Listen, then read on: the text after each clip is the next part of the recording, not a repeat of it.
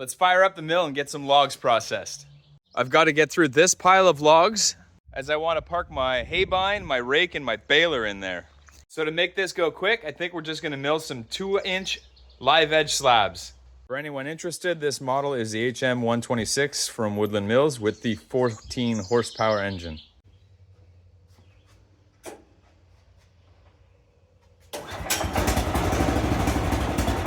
I haven't used this thing in over a week and it just started like nothing.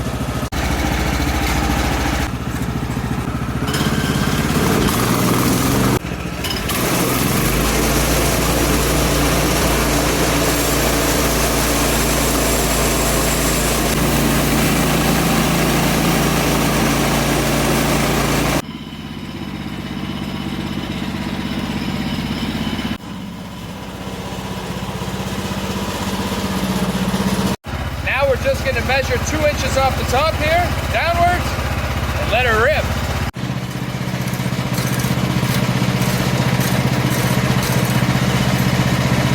Double check, good. We got 4 nice 2-inch slabs out of that log and one that's 1.5 inches. Gonna keep at it, see how many I can get done today because I really want to park that machinery undercover.